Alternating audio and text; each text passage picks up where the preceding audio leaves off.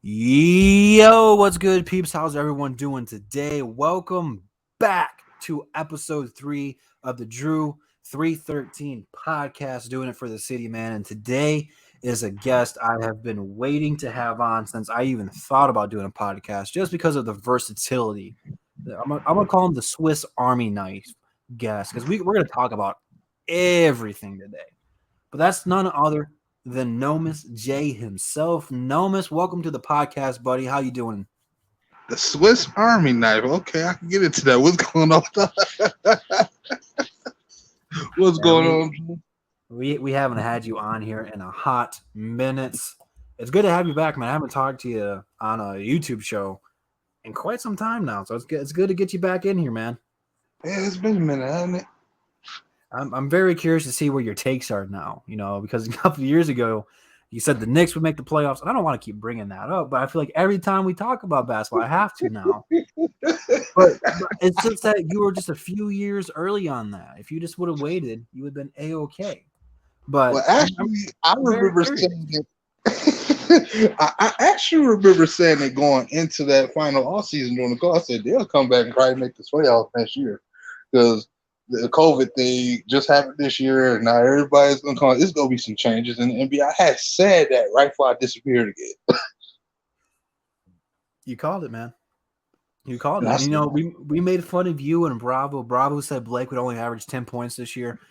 He was pretty damn close. yeah. You know what? I kind of saw that from his point of view too, because we just saw what was I like for the Pistons thing with Blake Griffin. I saw that coming. Like you had to see that this dude was not gonna be playing as well just because everybody bought into the workouts and all that stuff. I was like, I don't really buy into that. When it's time to play basketball, are you healthy or are you gonna act like you're healthy or not, or whatever the case may be with that dude? But yeah, it wasn't out the realm of possibility that Blake was going to lay an egg like that, like he did last year. Especially when you seen what happened in off season, what we call what do we nickname 2020 for Troy Weaver? Like, what do we name November or October? What do we name that month? Because it was the month of Weaver, or what do we call that? We have to call that nickname from here on out, because if this rebuild goes completely successful one day, we're always going to look back to this first off season one where he just flipped the table. Well, I mean, we got two options we can call it, because pretty much shout out to MR Pro Designs over on Twitter and Instagram, because he does all the photoshops of all the players in the jerseys you see. Oh, He photoshopped Troy Weaver as Thanos. So, I mean, we could either call it the Infinity War month, but that doesn't really make sense because yeah. he already had all the stones. I think we'll call that month, the first month Troy Weaver took over, as the end game. He's seen the plan. He had to snap his fingers and eliminate all the bad contracts, all the bad players that weren't going to help us. I mean, the Luke Kennards, the Bruce Browns, and now you could add Segu to that list. He had to get rid of those guys. He snapped his fingers and poof, they're gone. No more D Rose, no more Drummond, no more Blake, no more Reggie Jackson, no more Markeith. All those players we liked and we wanted to root for, gone with the snap of his finger. Yeah, that's what it was, man. It was so weird. Like, with this whole entire roster completely revamped in less than a Killian year. Hayes has been in the league for one season. He hasn't played a full season though. Is now the He's our longest senior tenured season Piston. by like 20 minutes. When you think Hey about man, it, he's still the longest tenured Piston. That's just crazy to think about. right? A And I think complete second after turnover. him is Stewart. Yep. Which is crazy because when a new coach or GM takes over, there's turnover, Yeah. but they don't usually get rid of all the players. There's usually a player or two, sometimes 3 or 4 that they really like and want to keep. Not with Troy. he didn't like it. He didn't like a single damn thing we had. No, nothing. And you know what? It's crazy. It's like he literally went and just cleaned out. You ever had somebody come clean out an office? Like how you look at it one day before it's cleaned out, then it comes in and it's stripped to the structure. And it's Yep. like, damn, where don't you look like the same place? All the cool colors that was in there the day before is gone. It's all white and paint. Like, that's exactly what he did. He just completely turned his roster around, and now This kind of goes back to what I said, not to try to like give myself a lot of credit, but I told people like 2 off seasons ago. This is like when D Rose had just got here. And I told him, I said, look, man, it was a video I made. I think, it was a video I made back in the summer 2019. Yeah. And I was telling him, I'm like, yo, we need to come out with an identity. We need to build our team based off my identity. Just getting any random player that has a good track record or this and that or third, we think we see good, it's not going to work anymore. I said, they're going to eventually have to hit us into an identity in order to build this team properly. Everybody's like, no, you're crazy. You need to get rid of this. And I'm like, okay. Now, in a weird way, Troy Weaver did kind of bring that to fruition because now when you look at this roster, from 1 all the way up to the very bottom player on the list, maybe except for McGriddle, everybody's pretty much a defensive player. And that's the code that Detroit's always lived by, especially when it comes to the Pistons. Defense. And now you have guys who not only shoot the ball, but they acquire defense. So there's no excuse why we should throw somebody in the game and they can't defend. Some of the grittier defenders are probably coming off the bench. You look at that Josh Jackson, for example, Hamidou Diallo. These guys all offer defense. And that's what we've been wanting for a long time for this team. And I told people, I said, the only way you're going to be able to truly build a team in NBA is when you figure out what you want to do, how this team structure is supposed to be structured, and gained off history. As soon as they did that, although it came in a way that none of us have seen coming, it came. Right. And none of us are upset about it. Right. Well, let me ask you this real quick because we got game number 2 currently going on as we're recording this for the preseason for the Pistons. Killian Hayes, Frank Jackson making their preseason debuts tonight. It's really kind of hard to pregame this since the game's going on already. But in general, what are you looking for from the Pistons this preseason? Obviously, Cade's dealing with an ankle injury. It's very questionable if he'll play at all during the preseason, if the Pistons will just hold him out to the regular season, which is smart. Save your investment. Don't break the kid yet. We got a lot riding on him, a lot of high hopes, a lot of high expectations. So, personally, I won't be mad if he doesn't play this preseason because, one, I'm not going to a preseason game this year. I went to one last year and the year before that, so I'm not going this year. So I don't care if Cade plays. But the rest of the guys, now that everyone else is back, what are you looking for from the Pistons this preseason? What I'm looking for them, well, first things first, it's preseason, so I always take it with a grain of salt. Like if you remember last year, like Sekou was balling in the preseason, but he barely even got time in the preseason. I mean, in the regular season last year. So you have to kind of take it with a grain of salt. We always got to say that. But what I'm looking for is just basically to see where they transition, a mouth wetter where they transition from last year. You know what I'm saying? I want specifically when you look at Killian Hayes, I just want to see if he's better at playing on transition or does his jump shot off his dribble look better? I want to see those things. Like when he takes a jump shot, I don't care if he makes it. Just show me that you can give me somebody a nice little shake up, which he does have some good handles more than he gets credit for, and that you can knock down a shot or take a shot. You know what I'm saying? And put the guys in the right place. Just show me that you building off from last year. Because again, these are kids still. At the end of the day, when the regular season and lights really come on, they're gonna have slow starts. But can you just show us what y'all been working on? I think that's what it all comes down to. Make this evaluation for Troy Weaver and us extremely hard to see who makes the final roster cuts. That's all. And then show us why you made the signings in free agency. Show who's going to do what at the rim. I just want to see these type of things. Who's going to get the rebounds? What's their way of playing defense and closing up the passing lanes? Just a little mouth wetter, those type of things. How they play in the scene. Well, let me tell this to the peeps who are going to be watching this tomorrow. Timestamp this first quarter, 10 minutes and 20 seconds left in the first quarter. Isaiah Stewart already picked up 2 fouls. We're going to see a lot of Luka tonight. I'm kind of excited for that. Everyone who's gone into these Piston practices have pretty much praised this guy to the moon and back, which is very encouraging to hear. I don't know if you've seen it, but there's a video out there on social media. Everyone else is in shoot-arounds for practice. Practice hasn't started yet. Yeah. Luka is at center court working on his footwork and his fundamentals of when he gets the ball. He's not worried about putting up the shots. He's worried about how he's going to attack the defense, what his footwork's looking like, and just practicing the fundamentals of it, which is very crucial to a player like him since he's not athletic. I don't want to say just because he's white, but because he's not athletic, he has to be smarter than these players. He's got to do some trick shots. He's got to have the footwork.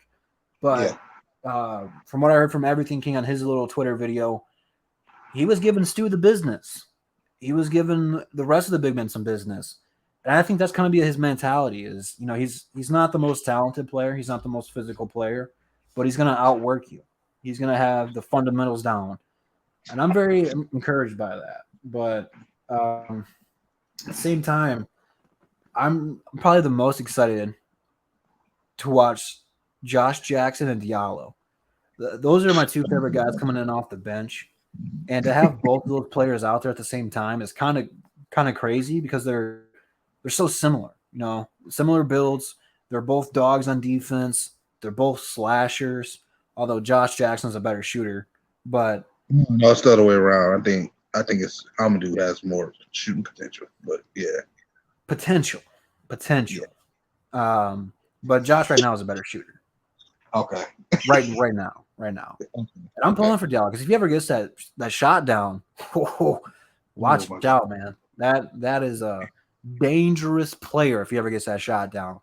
But now that Killian's back, I talked about position battles throughout the course of the last 2 weeks here. Yeah. He has to play well because if not, then Casey can talk about, well, we'll run Kate at point guard and have Killian come off the bench. So that means either Josh Jackson or Diallo can start at the 2. It really gives some options. And so far, you know, the Pistons are looking pretty smooth, man. They're setting Jeremy Grant up tonight. But before we get too deep into the Pistons stuff, no, we got a lot to talk about. We're talking Lions. We're going to be talking pro wrestling. We're going to be talking the Pistons. I want to tell the peeps about yourself. So first and foremost, tell the peeps a little bit about yourself, who you are behind the screen, and how did you get started on YouTube? What was the final thing? It was like, you know what? I want to get on here. I want to tell people what I think about the Pistons and the Lions and just the sports world in general. I know it's kind of a heavy-packed question, but we got nothing but time, baby. Okay. Well, to start us, people's name is NoMissJay. Pretty much if you followed me in the badge, you know, the last name was Johnson, and I said, it's kind of stale. Let me spice it up a little bit. Let me simplify things a little bit. But for all the people who know me, man, I live right here in the heart of the city, right, and no pun intended to 313J, right now, right here on East Jefferson, man. I stayed here my whole life, basically born in Hustle Hospital, man. And for what I can tell y'all is this: my history when it comes to sports is really all over the place because I was such a cartoon fanatic growing up.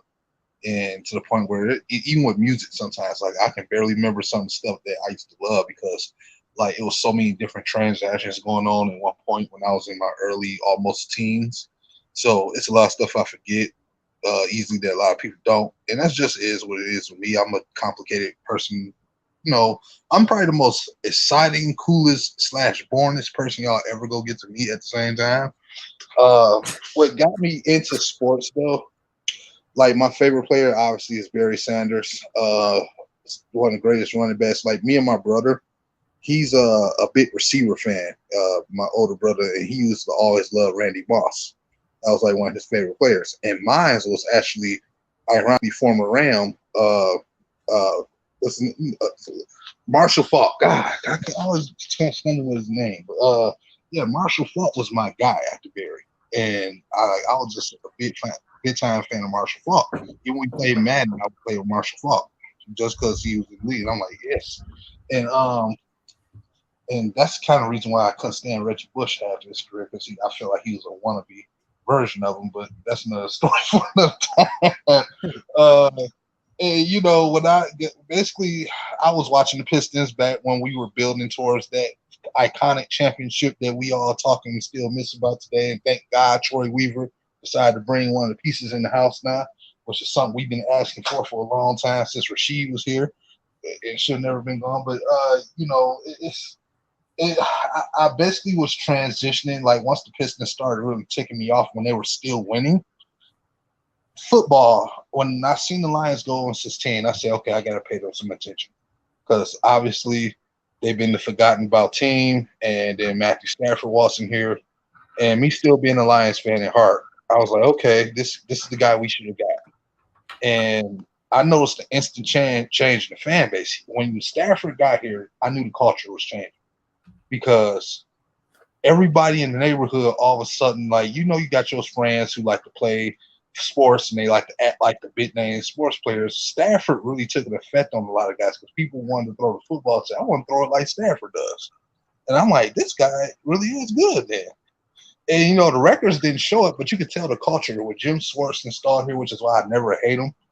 He installed a culture here that I desperately miss. Despite all the ugly moments, I desperately miss those days compared to what we've been dealing with. And, I got to talking sports, and then there was times that and breaking news, I became a Stafford hater right after that because, I saw boneheaded plays, turnovers, and I just kind of blamed him for the losses. And I'm like, we need a new quarterback.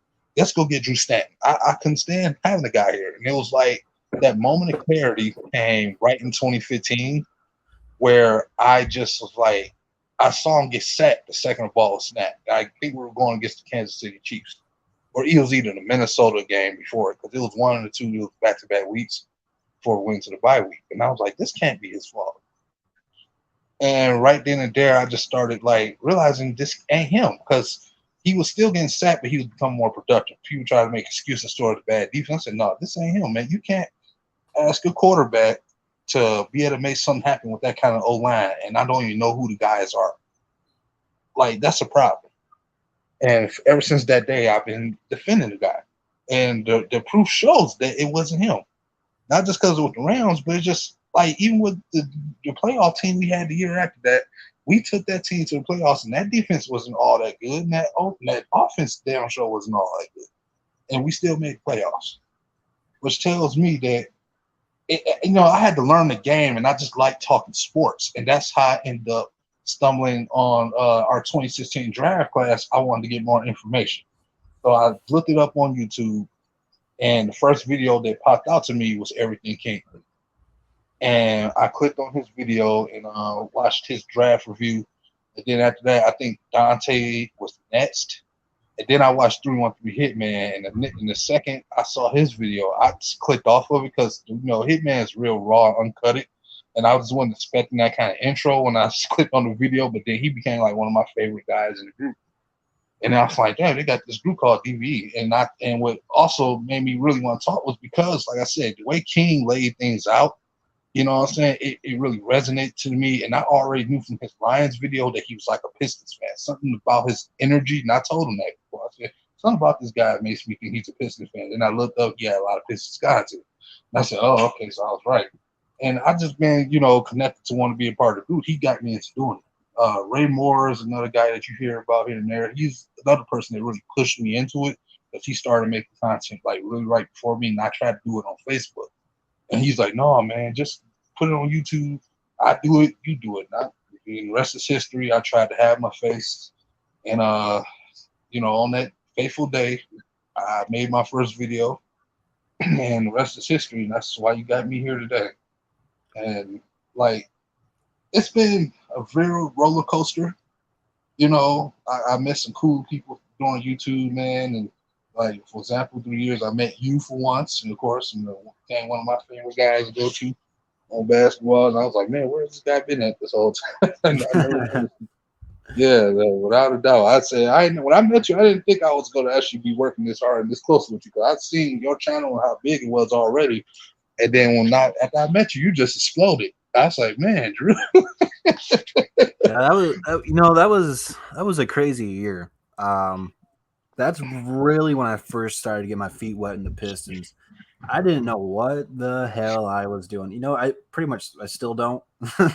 But from what I knew back then to what I know now, it's just like it's not even close. Like if I could have put out some of the videos, like editing wise or streaming wise, I did now, who knows where I'd be at now. But it's working with guys like you and JMO and Bravo and the rest of the DSA and just people who talk Pistons in general that really made me learn and want to go hard in the paint on this. And it's kind of ironic you brought King up because I think that was the first person I know it's the first person I watched He was talking about the Lions. Actually, that's how I got into it. Because when I live out here in Flint, so we don't really have a Detroit sports radio station, and 97.1 comes in.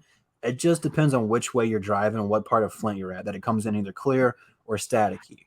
And I don't remember what happened, but it was a Mike Valeni video, and he was ranting. And I'm like, this guy is so stupid. I can't stand him. I can't believe he sees the game this way.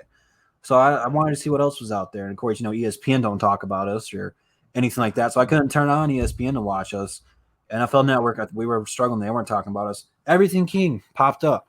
First video I saw. And I think at the time he had maybe 1,000 or 2,000 subscribers. I mean, he was already kind of established. But the most part, he was still pretty young in the game too. And I'm like, man, the way this guy just talked about the Lions, he broke down the game. He broke down what players did good, what players didn't do bad. And I'm like, that's pretty damn impressive. I'm going to subscribe to this guy. And I'm like, oh, shit, he talks about the Pistons too. Oh, would you look at that? He doesn't like this player, the same player I don't like. Or he thinks Stan Van Gundy's an idiot. Oh, just like me. I'm not the only one. So then once that happened, I was like, okay, I can do this. So I started talking about the Pistons because with the Lions, man, I get too frustrated. People don't know this, but I'm actually more of a passionate Lions fan than I am about the Pistons. I grew up a Pistons fan. The 04 team was my squad.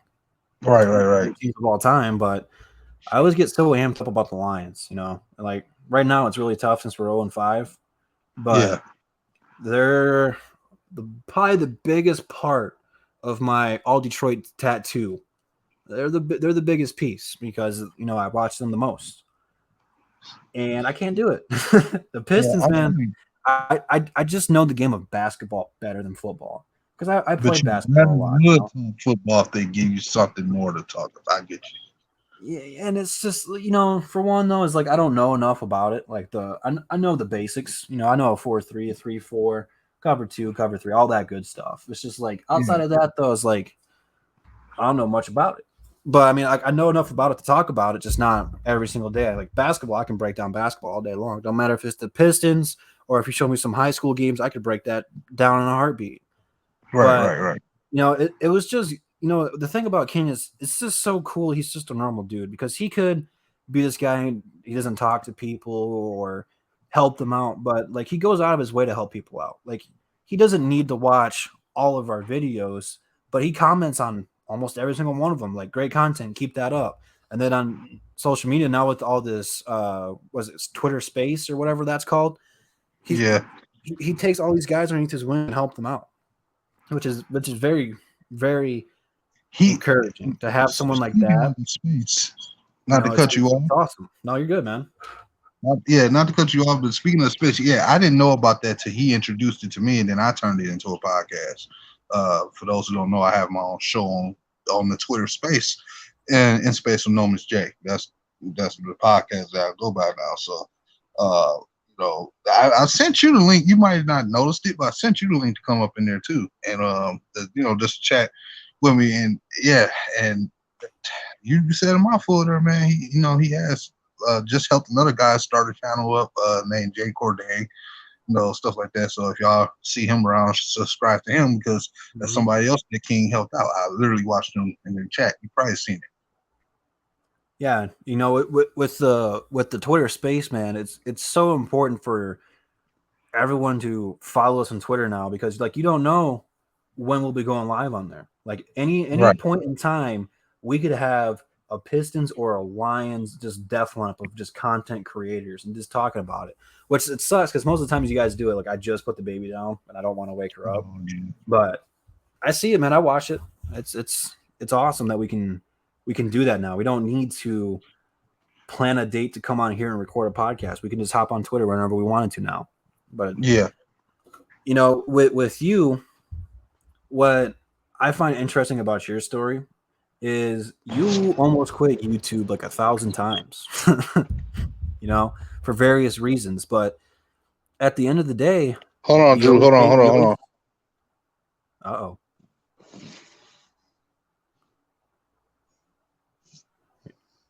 You all right?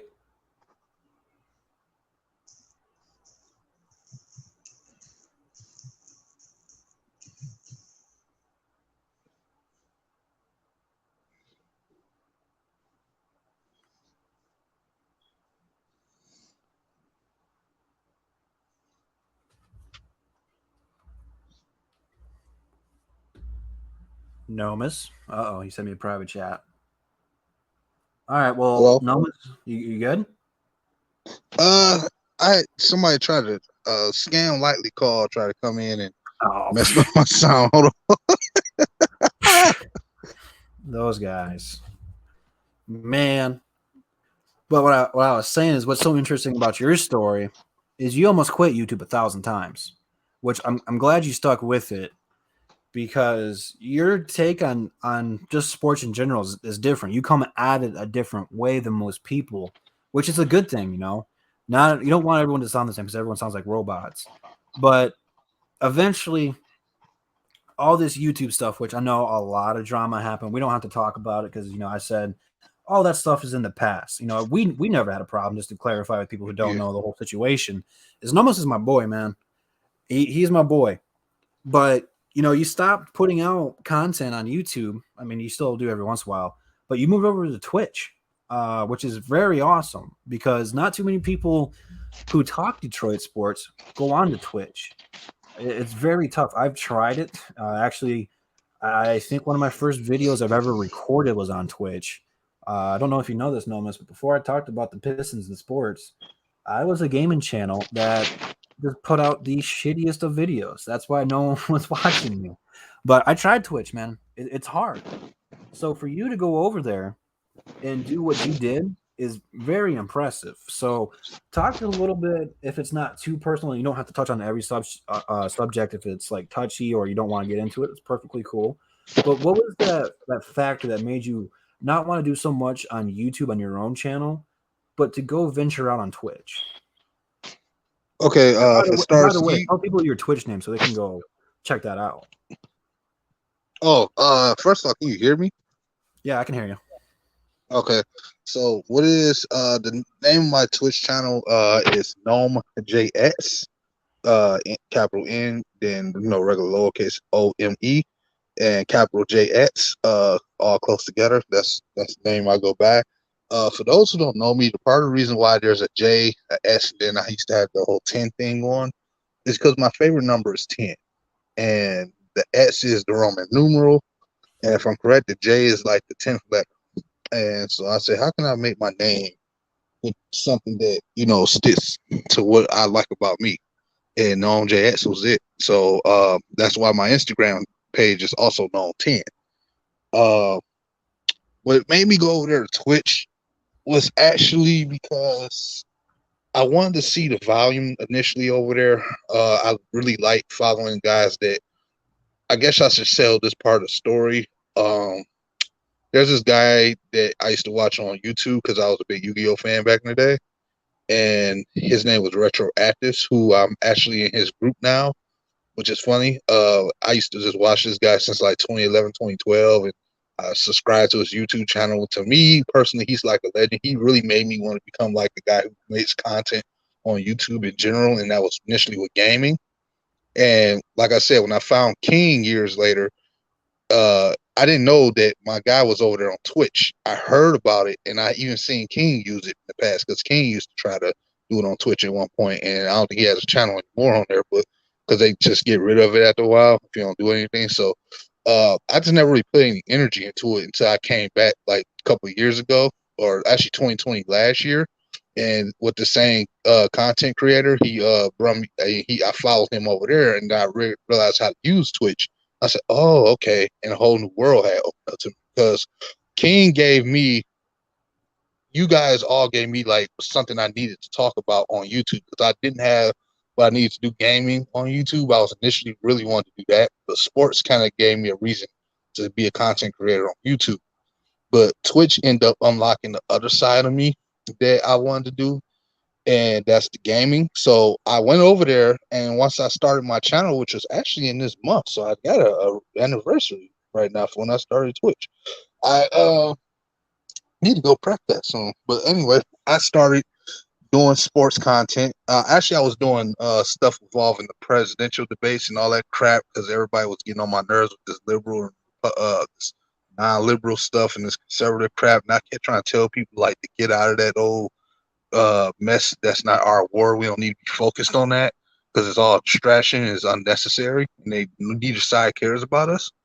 and I was actually doing like Pistons and Lions talk too.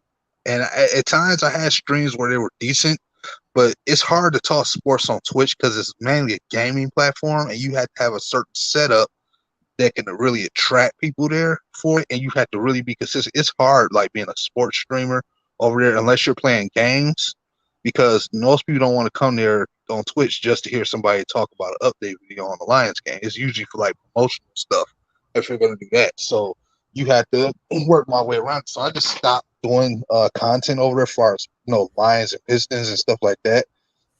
When we get into it though, like I said, the guy I follow, he's a Ravens fan, so he and I were, I was like so pissed off because he kept talking trash, and like we had him right there to that 4th and 19 happened. I was gonna have so much bragging rights, but it's what it is. Like I had to switch to gaming, so I was doing like mobile gaming and the whole known Dello thing, which is credit to you, sir, for creating that. I made Modelo beer over there so fucking famous. I should be getting paid for it, but apparently I'm not. Hey, I haven't trademarked Drew Weiser yet, which I need to. Yeah, that's where I tell people. I say, well, this name was created by my homeboy of YouTube who I work with. His name is Drew Weiser. Funny story. I think people remember that I still to this day go Drew Weiser's at the store. I don't say Budweiser.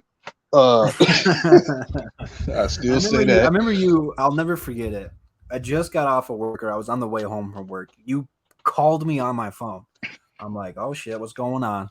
I answered it. And you're like, you're never gonna believe this. I'm like, what's up? You're like, I was at the liquor store or the gas station, and I told her I wanted a Drew Weiser, and she just looked at me, and she said, "What did you say?" I said, "A Drew Weiser." And she is like, I had no idea what you're talking about. You're like, oh, my bad. I meant Budweiser. That made my day. I've never laughed so hard. That was awesome. Yeah, man. Oh my god. I think ever since that have you seen the Drew Weiser hat yet? No. You say that again? Have you seen the Drew Weiser hat? App? The hat. Oh no, I haven't. Hold on, I'll turn my cam on real quick. Maybe I gotta plug it back in because I don't have it plugged in. But yeah, I was shopping at believe it or not, Walmart, the greatest store ever invented, not. And they had it on display. And I had to get it. Let me plug this in real quick. And I've only worn it. Well, I think I wore it on the draft lottery or the draft show, but I was blasted. That don't count. Because I took it on and off. And I think I wore it from above the rim. But it did not look good. Why is this not connecting?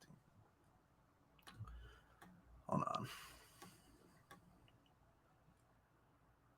Oh, maybe because I have my camera off. Hold on. Sorry if you guys are listening to this. This has to be great content for you guys. All right, I gotta turn the light off, but you can't see it. Kind of. All right, let me get this propped. All right, I have the Pistons game on the background, so if I get copyrighted, this ain't on me. Let's do solo view. Me. I have to take the screen down. But yeah, this is the Drew Weiser. Holy crap! Oh my god! Yeah. Howdy, partner. Let's go. Dude, best $5 I've ever spent, bro. Check it out, dude. Man, what? It's got the red, white, and blue for 4th of July parties. It's got my god, Budweiser logo all over it, man. It's man. It is crazy. That's something else, man. But that's kind of the fun part about YouTube now is like since people know who we are, and again, I got 5,000 subscribers, and yeah, it's not a lot, but it's a lot to me because I never thought when I started doing this that 100 people would watch my stuff, let alone I'd have almost 5,500 people who've subscribed to my channel and watch my stuff every time I upload. But now when I can do stuff like that and have fun with it, it doesn't feel like I'm grinding on this anymore. Like this is like something I'm trying to do. Like it's just fun now, And you know what? I put it like this: you're doing better than me. No, that's not true though. Don't say that because like I'd never Like, I mean, the best I can do is say King. Like, he's never a competition or a rival. Like, when someone blows up, like Dosa Dion came out of nowhere and started crushing it. Like, I'm happy for him. I was happy for King when he started to blow up. Like, it's encouraging because the more and more of these people get a following, people realize it's like competition. Yeah, you might not have 1,000 subscribers yet, but the more and more people that come out like that cover this team and the more of a following they get, the more people are going to want to listen to other people talk too. So it's always good to be like friends with them and work together because not only will you grow, but you'll learn from them. Like King may not know this, and I'll probably talk to him. I'm gonna have him on this week, hopefully. Is I learned so much just about how to articulate how I saw the game and how I want to break it down because I never went to college. I don't have a broadcasting background. Didn't go to trade school. I don't have a tech background. I mean, I've always been pretty solid with computers anyway. But from him, just me watching him and how he broke down the game, it taught me how to do it in my own way. And that's something people have to learn if you're starting out too, is you can watch all of us, but you don't have to say what we say. You can watch Detroit Drew, and you might not like my take on Blake Griffin. I know a lot of you guys think I should drop that. F Blake Griffin, just for the record. I say that on every show I do. You can watch me and learn what I learned. I didn't make this in one night. You know, it took me actually a couple of years to learn how to do everything. But to have guys that in the community that are supportive, which there's a couple of bad ones, it happens in every community. But for the most part, I think that the YouTube community and just the content community that cover the Pistons on social media and now on Twitch, thanks to Nomis, I think we all pretty get along for the most part. We want to help each other out because we all want to work down the road together and make it together. We want to have our own network together. That's kind of always been the goal since we started, is to have our own radio station. You know, I mean, it's kind of cool that we have kept these relationships after, I don't know, 4 years, 3 years, whatever it's been now. So it's flown by, that is for sure. Like I said, when I saw you, you were like over 1,000, and you were still Drew Ozzy one-on-one. Oh, dude! See, I knew you were an OG, Gnome. I knew you were there for that. Man, I can't believe that Drew 101 Ozzy 97 had 1,000 subscribers. What the hell was who okayed that name? I'm kind of mad at everyone who watched me for saying, "Hey, you need to change your name." Like, no one said that. Everyone just it didn't matter to me. I liked the content. You know what the worst part about that was, Nomis? What was that? When I became Detroit Drew, I made a video and I made it in a black and white filter saying Drew 101 Ozzy 97 has died and uploaded that. And all it was me trying to tell people I've changed my name. Everyone thought I died. Oh man, dude, it was tough. But that was right around the time I joined the DSA, and I met you, which I think you came in a little bit later. But you were always in the comments, so I knew who you were. But then I met JMO and Luke G and the rest of the fellas. And once I joined there, we did our Pistons show. I went from 1,000, which I just hit 1,000 when I joined. I went from 1,000 to 2,000 within a month or month and a half, which was insane. 2019 was a really good year for you. And then I went from 2,000 to 3,000 and less than a month. Like I hit 2,000. I didn't even have time to celebrate or think about it because then I already hit 3,000. But then from 3,000, I was stuck on 3,000 for a long time. But when you hit 2,000, that's when we got the infamous stand-up comedian. Nobody else has done that. Yeah, I had to take that down. I said some things I shouldn't have said. But you know what? That was the fun part. Is like I didn't care. Like I still don't care, but I'm like a little bit more aware from what I'm saying. But I don't edit anything. Like I did that stand-up, which was 20 minutes or something, maybe 18, somewhere on the ballpark. I had the jokes in my head, but I never wrote them down. Like if you break down stand-up comedy, which I'm a huge stand-up guy. I got to finish this new Dave Chappelle one. I started it, but then I fell asleep. I couldn't finish it. But Chappelle's one of my all-time favorites. And I like these different comedy people right now. Like Bert Kreischer's a big one. I seen him on the Joe Rogan podcast. And I thought he was hilarious. And then from him, I found Joey Diaz, who's hilarious. I found Tom Segura, who's hilarious. And those are my favorite ones, like right now in the game. So I mean, I'm able to watch them when I do this stuff. And a lot of times I make jokes. They're based off of what these different comedians said. But my point is, all those guys is their jokes take years to create. They don't happen overnight. Stand-up comedy is very, very hard. And if I haven't done it in front of anyone live yet, I don't know if I want to, because when you have to make a crowd laugh, it's way harder. But my point is, like, I didn't write any of that down. Like, I had the jokes in my head, and I just memorized them. And it's kind of like YouTube. It's like, I don't edit this. Like this, Nomis, I don't have any topics wrote down. You know this. Like, I freestyle everything I do. Yeah. Because if you live off of paper or a teleprompter, if you got the fancy technology out there, you're not you. You know, someone else is writing your things, and even if you write them, like, yeah, you wrote them, but is that how you feel now? And sometimes it's a good and bad thing, because, you know, like the Blake Griffin things, people say I got too caught up in it. Maybe, but you know, that's how I really feel, and I'm really passionate about that. And I know a lot of people can't do that, but it's not for everyone. Everyone's different. But I'll never be this guy people said someone else wrote anything or I live off a script. It's not me. Like when I went to that Woodward show, did you ever watch that Woodward show? Yeah. Didn't write down anything. Everyone else that was there had like 2 or 3 pages of notes. I didn't have anything at all. I just freestyled everything. I hear that. And that's how I would want to do it, man. And honestly, while we're on the subject, little fun fact. So the year I graduated high school, I was, I had a lot of expectations that I put on myself that were, I want to say, extremely unrealistic when I look back into it. Based on just what I know about myself. Everybody, people try to tell you what you should be good or aren't good at.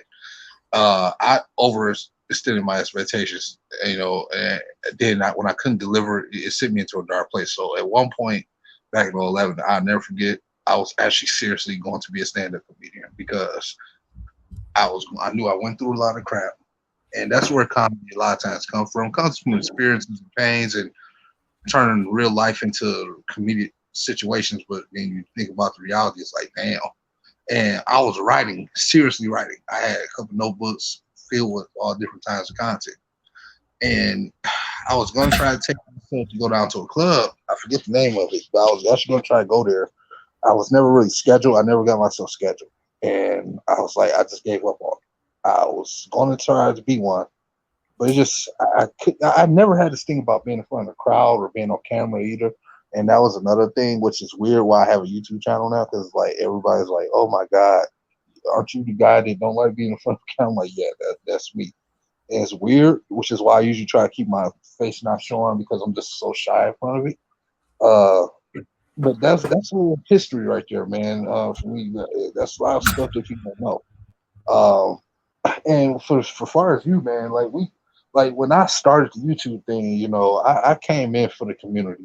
I never came in trying to be the smart guy in the room, or when people tell me that I have a different take on my content, I'm like, what? Like what you just said a minute ago, I'm like, I'm puzzled. Like, what is it about mine that you think? Like, it's like maybe they tell me, and it's like, oh, okay, well, I'm glad that I gave you a different perspective, and I just kind of take that as a moral victory, man. So, that's a V for me. That's a dub for me, man. It's like, That's funny you brought that up though, because like now it's kind of weird. If I go to a Pistons game or anything Detroit, like when I went to the Blake game last year, we spent the weekend in Detroit, which was really kind of like me and my girls like last like get out before the baby came, and I seen 2 or 3 people at the game who said what's up to me and took a picture with me, which is absolutely crazy. But now it's to the point, like in my hometown of Flint, people know who I am. Like I was at work and I was going down the vending machine to get a pop, and the guy filling the vending machine knew who I was. He's like, "Oh snap, you're Detroit Drew," and I'm like, "Yeah." He's like, dude, I watch all your videos. I'm like, that is crazy. Like, whatever. Like, and then I went to Sagano's in Flint, very good restaurant. If you never had a chance to go, I recommend it. There was like this kid. He had to be maybe 8, maybe a little bit younger. He watched all my videos, and it was his birthday, and I put him on a video. Like, it's crazy that this is what my life is becoming now. Is that, again, I'm not famous or anything like that by any stretch of the imagination, but to have a community that's like that now is like, I am the most shy, bashful person you will ever meet. I will go out of my way not to talk to somebody. I don't want to talk to you. I don't like people. But now that I'm on here, I have to give a lot of credit to the Drew Wisers, to be honest with you. That has opened me up, and I've had 2 before we did this podcast, so I'm a little bit like, I'm feeling it, I'm loose. I'm Detroit Drew. But when my first video came out, dude, I was shy. I didn't know how to hold the camera. You had like a lot of like belly shots of my face, like my camera was down there. My beard wasn't grown in, but I started doing the face stuff pretty much right after I graduated high school, and my beard wasn't even grown. I had the chin strap, bro. Again, no idea why people were watching me. I looked so stupid. I sounded stupid. I sounded like a little kid. But people just stuck around, and now that I'm more comfortable with it, it's opened my channel up. Now I got so many different friends on here. Like you and JMO, I would actually consider like friends on here. It's like it's kind of crazy, It's like, in a way, you guys have kind of like watched me grown up. Now I have a kid, a little baby on. It's just it's crazy what YouTube has done to my life. I get paid now. Again, not a lot, but it's still a bill I get to pay off of YouTube now. YouTube has kind of changed my life for like a really good way. Never in a million years thought this is where I'd be at now. Never thought I'd have my own podcast. Never thought again I would have 5,000 people who wanted to hear what I had to say about the Detroit Pistons. It's just something you don't see coming. And if you get into this business trying to get that way, it's fine, but you're going to hurt yourself a lot more. I came in here with 0 expectations of what my channel would become. Again, never thought this is what I'd be at now, but I stuck with it. I met all these cool different creators. Like I said, you and JMO, we created our own basketball show. And quite frankly, no one does what Above the Rim does involving the Pistons. There's not a Detroit Pistons show out there like that, and it's not even close. That show is epic, man. When we created that thing, really y'all, but when I got on there, most I did was change the name. But when we came on there, Nomis. Before you continue this, don't discredit. You came up with Above the Rim. You came up with the name. I know. It's your show too, man. It's my show. I know. I just never feel like I should take the whole claim of my claim on it sometimes like that, man. Because I'm just too not to be that guy, but I'm too humble for it, man. Like it's not my thing. The best way I can describe it, Noam, is it's not my show. It's not JMO's show. It's not your show. It's all of our shows. I mean, we all had a part in it. Yeah. Like, I'm not going to take full responsibility for it. JMO's not gonna. Even though we're the 2 who host it, like Bravo is a part of it. Bravo is a huge part of it. Without Bravo, you think we talk about all these random draft prospects? Probably not, because I don't have the time to research all these guys. But because of Bravo, he's like, hey, fellas, next time let's talk about this guy from Iowa Tech University. You're like, what the hell is Iowa Tech University? Then you watch this guy and you're like, damn, he's pretty good. I like this guy. So, I mean, it's like everyone brought in their different inputs. Like, we're all good at something different, And you know what? I got the double back on that. Bravo is actually one of the real reasons why I love that show so much, because, he was just somebody, he goes back with us. First off, shout out to man, because when I think about it, when I started, going to his every after Sunday games, when the game is over, we all just chilling there and talk crap. He was the guy who opened a platform for everybody who wanted to even talk sports to just jump in. Like when me and JMO started, we used to jump in on there, and at Sunday we all make our videos, and then we jump on there with him. And we had our moments, but then when we came over here, when JMO came over there, you guys DSA, and eventually I came, we started that basketball show, man, with Above the Rim. I gotta tell you something. I thought it would be good, but I didn't think that it would be that good. Like I'm like, bro, this show is something else. Like when there's not you're not lying. There's no other show that really can compete with that. I don't care who you put on there. It's like it's crazy. I never thought in a million years that show would be that good, man. Like I knew it would be good, but just not that good. I'm like, wow, this is something. And And because our whole thing was, remember, we got to outbeat the round table. Bro, we were blowing the the round competition. table. Yeah, we were blowing the round table out the water, man. And it's just like to see that kind of progress and then see the roles that everybody has come on there with. Like I said, Bravo is one of the main reasons why I really, really like the show, because even when he says something that you disagree, he makes it fun for you to do it. And then when he comes, like you said, the players that he found, like Sekou is always going to be his home state, because I didn't know who the heck he was until he came out there with it. And even J-Mo, I think I speak for him when I say that. We didn't really know who he was. And then all of a sudden, it's like, we got to get this. Never forget it. When Bravo mentioned that above the rim, we're like, Bravo, shut up, dude. Like, this kid ain't going to be nothing. He's skin and bones. He's not going to be a top 10 pick. Then we watched it, and we're like, okay, we kind of like Sekou. He's gonna go in the top 10. Then he fell to us. We're like, way to go, Bravo. Right. And it's like all of a sudden, too, the thing I find funny is like every time it comes out about a player, they end up getting more media attention too. And to where it's like now even we hear about them on TV. It's like, wait, we didn't hear about this before.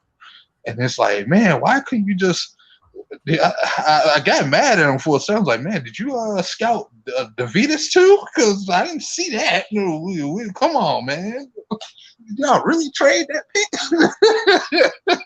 That's such a good point too, because you're absolutely right though. It's like Bravo comes up with these no-name people. We're like, Bravo, man, get out of here. And then the next thing you know is people are like, hey, will you talk about this guy next show? And we're like, hey, we talked about him 2 months ago. Like we're like ahead of the curve. Like Bravo is just so good at that. And that's what makes Above the Rim so special, is like we just have such versatility on what we bring to the table. Is like we're funny, we can crack jokes, we can get serious, we know what's good for the team. And now that Bravo is so good at scouting people, is like when it's the off season, which quite frankly has been a lot the last couple of years, where a lottery team, we can break down so many different people when like we know where people would be a good fit now. So now it's expanding us past the Pistons. So on the draft show, man, it's like we can talk about all these teams and like how that player will fit with them. And that's all Bravo. And the other thing too, I think I used to love how people really thought me and J-Mo low-key probably had a beef or something. Not really a beef, because he and I used to always get into those fun, crazy debates where it used to get real hot in the room, but then it's like 2 seconds later we're all laughing. It's like, nah, it's just us disagreeing. We gotta put a little element into it. This ain't stage. Right. And that used to be so fun. That actually what made he and I two get a lot closer, because it's just us willing to debate and then just let everything just fall back down as heavy as well. And it's like, yo, we just talk basketball, man. But I think that's what. Shout out to J-Mo, man.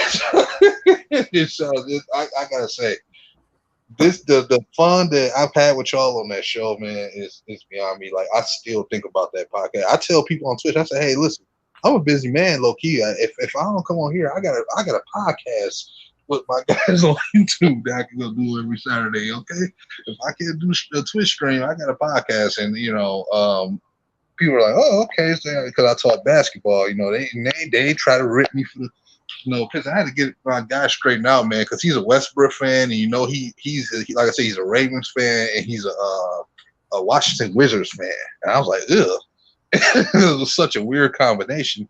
So Westbrook dropped like 50 on us last time we played him, and I'm like, dude, are you really flexing about a championship level basketball player that just dropped 50 on a bunch of 19-year-olds that didn't have an off season? Are you serious?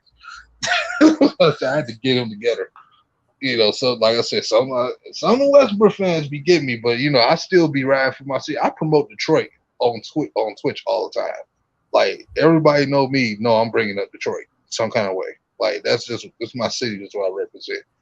And I bring you guys up a lot of times. So I have my crew over there. I'll never not take a part of this over there with me. Like that's why.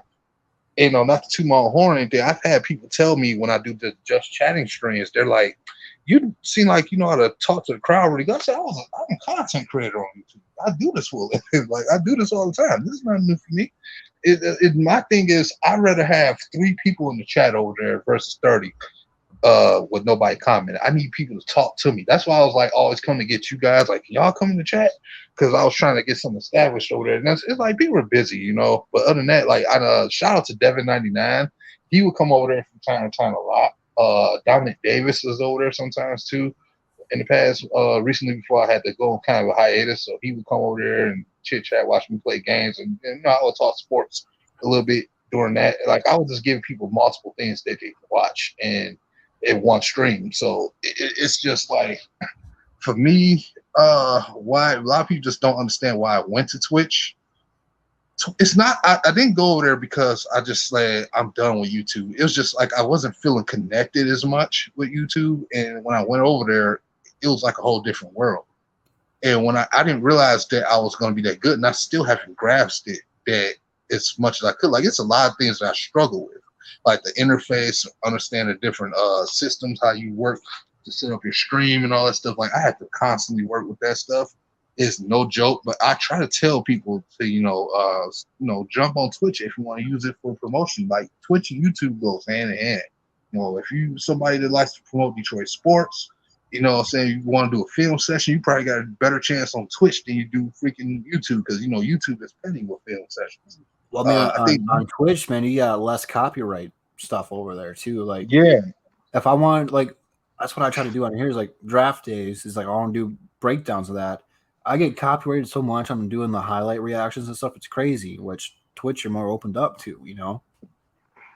Well, you know what? As I'm sitting here standing this, I don't mind it because my email address is verified to where I can have at least 2 accounts. What I've been considering I've been keeping it. I haven't brung it to you guys yet because you know I have so much on the plate that I've been trying to get deal between personal life and social media life. I have been thinking about starting a Twitch page just for us, on a second channel just for us to come on there and try to see if we can use it to promote what we do over here and kind of push the above the rim and all the Detroit sports content creators that we all in our circles, and try to expand it. I've had really been considering it, where you guys can just come on there and even give you guys access to the channel where you can do whatever you guys want to do and promote, and like I said, do a stream talking about certain things. If you want to make a video, then the film video, then like see if you can upload it in sessions on YouTube, because you can do that way. I've been considering a lot of stuff. I just didn't know how I want to go about it, but that was something that came up to me in the back of my brain that I could do, and that's still on the table. It's just about how you guys want to go about it. But as far as that, something like that will be coming out very soon. If you look at what Herman Moore, I don't know if you've seen this. Herman Moore has started like his own Lions community. They have an app, which I highly recommend if you're not on it already, which I think you are. yeah, is Lions Nation Unite. right. Herman Moore has made this thing, which I found out from Jim at Lions on the Prowl. And Shout it's pretty much like Facebook for Lions fans. Like they do their own stuff on there, but you can go out there and you can share your YouTube videos on there, and people will have like an easier time finding it. So that way, like your certain demographic that maybe normally doesn't use YouTube, if they're a little bit older or just not tech savvy and know how to find you, they now can find you. So this is going to be big for all the Lions content creators, which hopefully a former Piston does something similar, which I don't think will be this year, but hopefully that would be the case. I thought Woodward Sports would do that. Obviously not, but I'm not going to go too much into that one. But I want to say this while we're talking about Above the Rim before we move on and talk Lions here. Yep. Is without you, Nomis, Above the Rim wouldn't be what it is. And I don't know how many of you guys know this, but when we first started doing that, we had the Luke Kennard videos, and no Luke Kennard slander would be tolerated. Luke Kennard's mom, every time I shared that on Twitter, would like it. She never followed me, but I know she was watching it, which now you see like Lucas Garza's dad, how active he is on social media. Yeah. Like he watches this stuff. Who knows if the players watch it? Like we don't have a lick of media credibility to our name. We're not out here interviewing these players, but now they watch Above the Rim. Now they watch Mhm. Detroit True. And a lot of that is because of what we started. What you started with the brand of the name is catchy. It fits the city. People watch us now. Like high profile people watch us now. So just think about that when you go to bed tonight. No. I sure will. Actually, yeah, man. Look, like I said, I still got nothing but like I said, that's our show, man, and that's something we all came together and created. I never forget the days when we did that big time rebrand. Oh my God, we got King on there that later that show, and it was just so epic. And like I tell you, Drew, I don't know what it is, but at times I started feeling like it was hard doing the show sometimes because the Pistons were making moves that were just like, what are y'all doing? And it got real hard to kind of talk basketball sometimes, and then it's like I realized that we were heading to this rebuild. It got real ugly, but and even when you find a way to make the show fun, active, even when we couldn't get basketball, we were doing the fantasy drafts and all that stuff from the old '90s players, and I would intentionally go out there and pick guys that I knew shouldn't have been picked over certain guys. But you know what though? No, that's a good point. I didn't even think about that because the show is still relatively new. Yeah, When COVID first happened, so when they canceled the season, like, what the hell do we talk about? Like, right. what can we do? So I mean, we had to get creative, and without the group of guys that we had, people wouldn't have stuck around. But because we were so entertaining, and And the thing I going like about you is like you can take a joke, like you don't take it serious. Like, yeah, you said the Knicks would make the playoffs, and we made fun of you for it, but we weren't being mean. We were just making fun of you, like having a good time. So when you right. took some, was PD Sports on that one? I think PD was on that one. He took some Yeah, player from like the 30s who invented basketball. We're like, what are you doing? It's stuff like that that made the show so fun. It's because like we weren't serious, but we're just having a good time. Though we're just a couple guys chilling out, talking hoops, and that's all it was. And people can relate to that. It's like we're not fake. yeah. We're just having a good time. And that's what it clicked to me, man.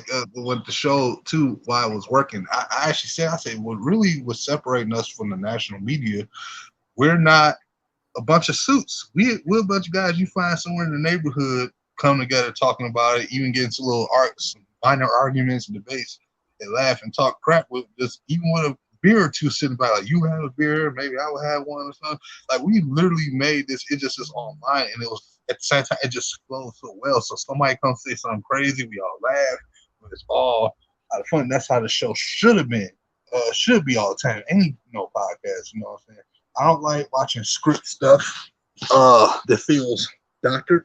You know what I'm saying? I like to let stuff flow out, but I like to keep it at a certain pace because you want to attract people to watch it, but and you don't want things to get misunderstood what you're saying. You want to have like you have to sense, and that's what we're all good at.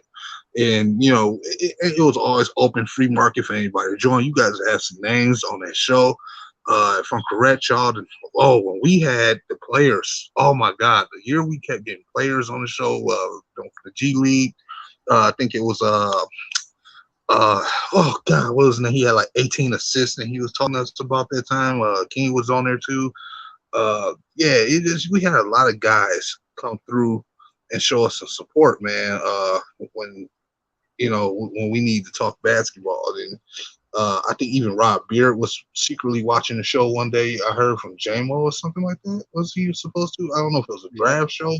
So yeah, it was some fun moments on that show that I just couldn't believe happened. And I think the thing that takes the cake for me recently on JMO, speaking of him, Lucky Son of a Gun, when he comes back a couple weeks ago, we sitting out here talking to Herman Moore. And I'm just at loss. I'm like, am I really on the podcast with JMO talking to Herman Moore right now? I couldn't believe it. Because of Crazy. him, It's King, and just the right time stuff happening, man. It was just so weird. These experiences on YouTube it's been some real fun times. It's times I look back on shows that I wasn't even a part of, and I would watch y'all talk. And Bravo is just the man leading the way. I'm like, man, I never thought in the day that he would be able to have a voice like this. Like we used to just come in and talk here and there about stuff, and then like all of a sudden now this guy has like a respected platform on our show. Like that guy is a trademark. Like people don't understand. We got so much love for Bravo. what he does in real life too, he just kind of brings that to the element. That's what makes it so much good, because what he does in real life, and it's crazy. And for me, my thing is, for me, when it comes to my channel, like what I need to do is just basically go back to my roots, and that's why also on Twitch I have been doing less game construction on there too, because I'm revamping it to kind of go back to doing real talk kind of topics again, because it needs to happen. And I'm going to try to do some reaction videos, and I'm actually considering doing some reaction videos on a lot of our contents that we've done, and our separate videos and stuff like that. I'm actually considering doing that at times, when I'm streaming, on Twitch, just to kind of give people an element of what I do, because a lot of people sometimes ask me about the YouTube side of things from my perspective, and and I get to tell them the stuff that I do over here, even though it's Detroit and we don't always win. I keep it real over there with them, like, man, hey, we are rebuilding right now. It is what it is. In a couple few years from now, y'all won't be screaming. From at least the Pistons standpoint. The other team will get there. Right. Yeah, it's something to take in, man. It's a lot. Like, now, not get this, my family found out I do this. They just not finding this out really over the last year or so. I've kept this a secret from them as long as I could. And I kind of blame my niece for this. Really, I can blame myself, because I made my sister subscribe to me. I just took her phone one day and I made her I hit the sub button on my YouTube channel. So my niece was, she's a little 6, 7-year-old. So she how these kids get. They go grab their parents' phones, like watch the little puppy show. Supposed to be watching that. Then she seen her uncle on the screen shouting out happy birthday to Mondo Ray Moore, and they all see that video. But so she's like, look, it's Uncle Nomis. So she's like, well, give me the phone. You calling and talking to me. Then she was like, no, it's a video. And now my family, they want to get into YouTube. They're like, can you show us how to do this? Can you show us? I'm like, what are y'all doing? Right. No, I feel you there, man. That's what I did when I got my first paycheck from YouTube, which it was on the high side for starting out. Usually when you first start out, you get $100. Like that's the minimum you'll get. But that's when I was blowing up. No, I had so much watch time. My paycheck was almost 300. It was like 277, and I gave it all to my mom. And like that was like, she's like, "Where did this come from?" And I sent her the link. Literally, they couldn't believe it. Which is it's crazy. But we've come a long way, man. Now, like we could get on here and just label this video above the rim, and we'll have damn near 100 people in here watching. Like we don't have to add a headline. We don't have to say Pistons trade rumors. We don't have to mention Cade Cunningham. We could just label it above the rim, and damn near 100 people will come in and watch it. Oh man, I know it, man. Last year's draft, that was the funnest draft. I mean, off season ever last year. The funnest draft too, but it was also the funnest off season last year too, man. Watching us sign Jeremy Grant, being on above the rim with you guys that night. I'm just sitting here just soaking it up. That was like my first time being on the show for a while at that point. And JMO tried to go live, and I think Bravo and I think Man Beast came in there later too. Shout out to him. Yeah, that was just it. We had some fun moments, man, definitely. And when I look at it, now it's funny. My family actually supports me doing it. Low key, they're like, yeah, you should invest in a green screen. I'm like, oh, what you know about a green screen? They're like, they just support that I do it now. So I'm like, okay. But my sister, like, she's the other day, she's like, yeah, can you show me how to do YouTube and this and that? I'm like, what? What are you gonna? Okay, fine. Like I'm even building my own game community, my Twitch community. I got my cousin; she's trying to do it, so I gotta get her finally, so I can show her how to be a Twitch streamer. And one of the guys that I met on Twitch, I got them in the community group with me on Instagram. That I labeled that something I'm gonna dispose on here. I never announced it on my other Twitch communities I'm a part of. It's called JS Family. So that's I haven't made an official page yet, but it's at least a chat room for us on Instagram. And I got my cousin in there, a good friend that I met on Twitch, and then I'm adding another homie that's here in Detroit who's doing content on YouTube. His channel, YouTube channel, is You, Me, and Entertainment. He's one of those guys known for over 10 years, man, that I've been kicking and rocking with in and out, man. So he was just doing a stream yesterday, streaming. I don't know why he was streaming Resident Evil 5, but yeah, that he was streaming that. So I'm gonna be adding him now. That just got a notification that he followed me back on Instagram, big guy. So I'll be definitely adding him into the chat. And you know, like I said, man, I want to grow this monster on both ends. You know, I tell people there's not too many differences between NoMissJay and NoMissJX. There's just difference in stature what they do. You know what I'm saying? They're still derived from me. I just feel like on Twitch there is a slight difference on one thing. Like I get to show side of me that you don't always get to see on YouTube, and I'm like, damn, I wonder if I was like this on YouTube, would I be even more crazy? Everybody think like I'd be even more crazier because I get crazy over there on Twitch, man. I'm not even gonna lie. It's like I'm probably wrong for saying there's not too many differences because there are some major differences when you actually watch the stream when I'm over there. My communities are fucking crazy, man. They come over there talking. You remember what we used to talk about after shows at the earlier stages of Above the Rim? God. You don't talk about that on Twitch, do you? Man, let me tell you something. It's worse, man. It's worse, man. It's worse. It's worse. Man. It's worse, man. It gets to the point where I'm streaming Duel Links, for God's sakes. I made that. When I'm telling you, I got a community that I follow real heavy to the point where they watch me stream that. We're not even talking about Duel Links when I'm streaming it. We're talking about freaking ass. We had ass popping up in the comments. We talked about every damn thing, and there's to the point where I just paused the game and I just talked.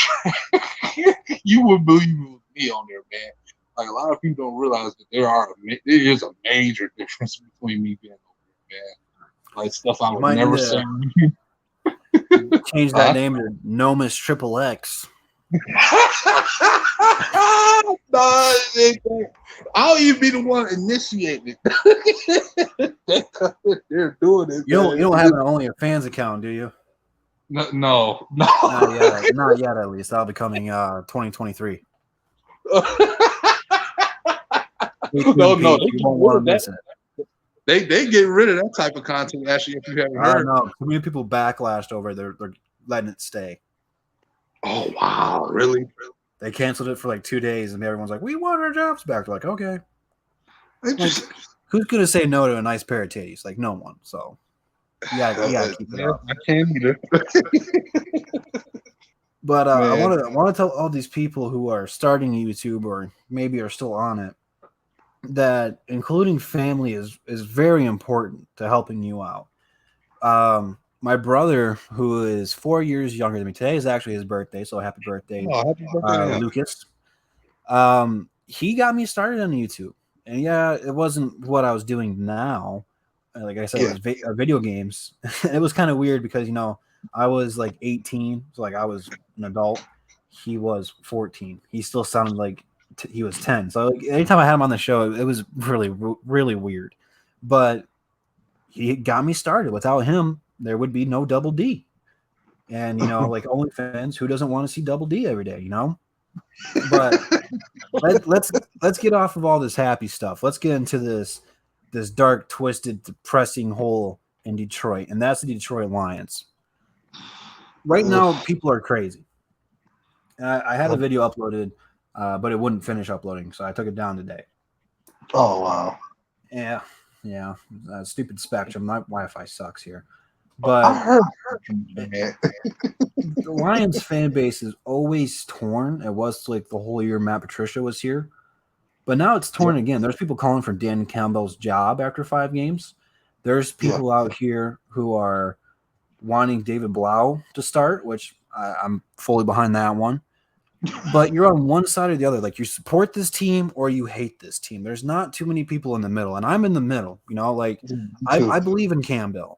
When he gets going on the podium, I'm like, man, I want to throw on the pads and the helmet. I want to go out there and bite some kneecaps. Yeah. But at the same time, I watch him, and I can't stand Goff. I just can't watch him, dude. He can't throw a ball more than 5 yards down the field, which sucks, because T.J. Hawkinson, he's got a lot of big plays in him, and he's open so much. Like, we finally have a run game, man.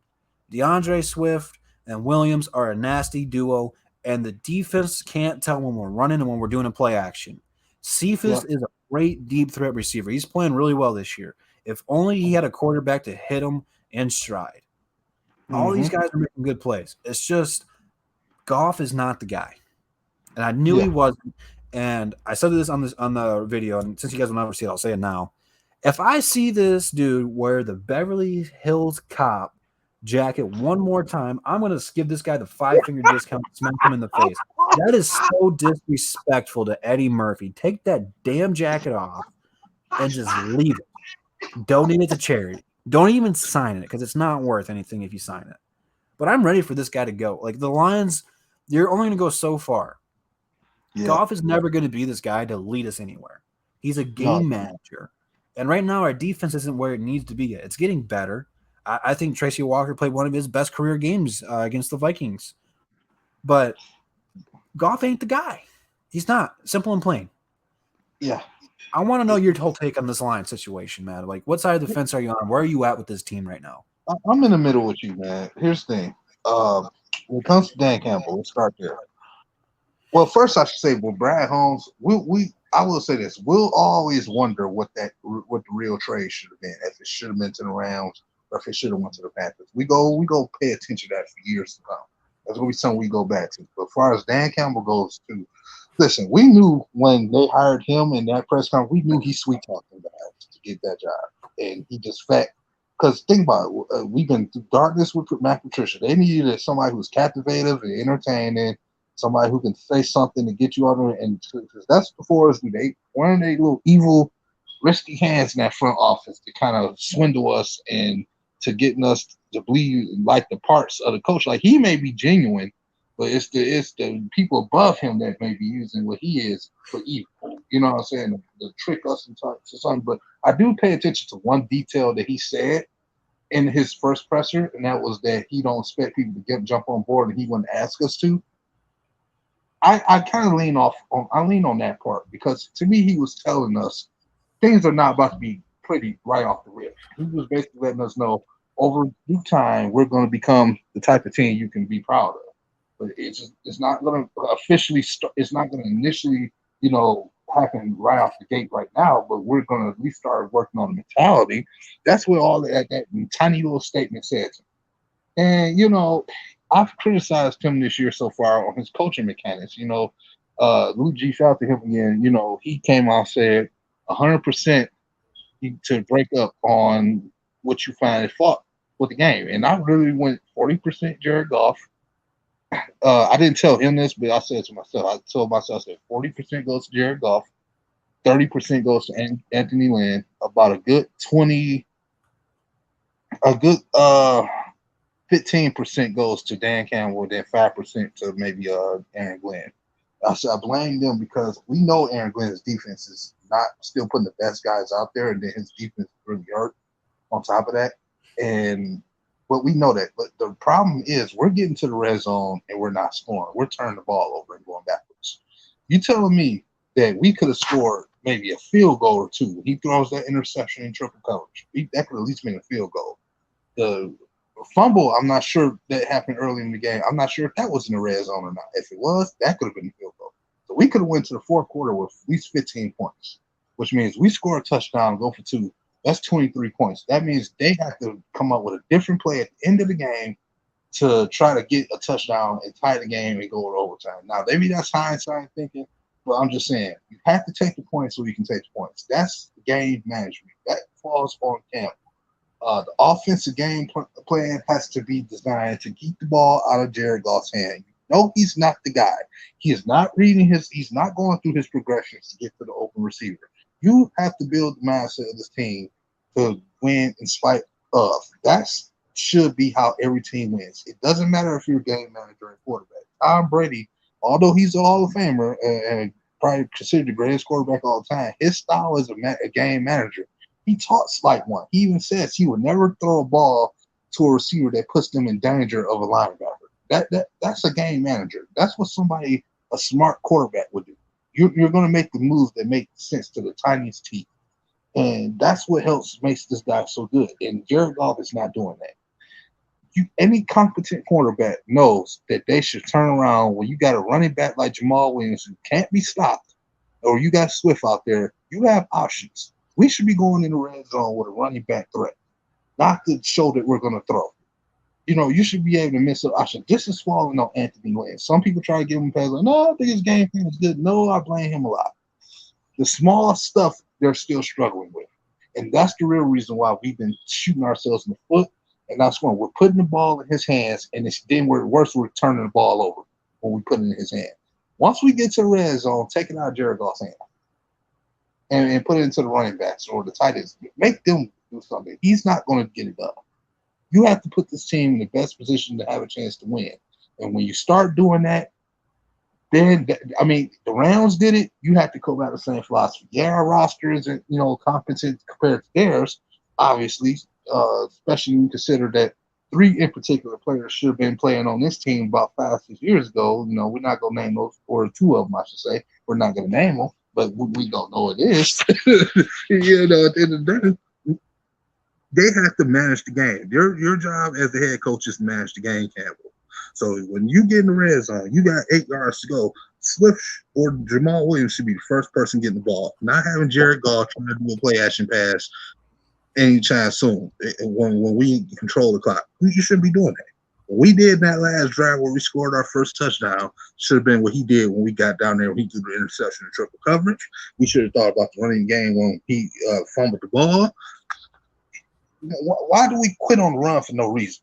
This is the stuff that they're still doing. I'm having a problem with it. And that's what's making me wonder if we are going to go on 17. Not that I believe we are, but it's make me wonder sometimes. It's because they can't do the simple things right. We came into this year thinking that the problem was going to be the wide receivers and TJ Hawkinson is going to catch for 8,000 yards. And it's the exact opposite. They're getting open and he's not getting any targets. Right. The running game is showing that it works. Even with an injured line, and you're still not giving them the football when it mattered the most. If this was any other quarterback right now, and you got Jamal Williams getting yards for days, Swift taking over games, why we get 5 yards from the end zone? Why are you not giving them the ball on 1st and 10? Why are they not even on the field? Why are they off the field? Right. This is it's as bad as the defense is what I've been saying this for years. Build this team to compensate. Now, I get a lot of beat downs for saying we shouldn't go draft a quarterback next year. A lot of people feel we should. I'm going to break down why we shouldn't. This is the real reason. It goes back to what I've been saying for the last 6 more years. I just said it. You have to win in spite of the quarterback. The Kansas City Chiefs developed that team Mahomes is on. They won in spite of what Alex Smith couldn't do. All he had to do was be smart and play to the system. That's it.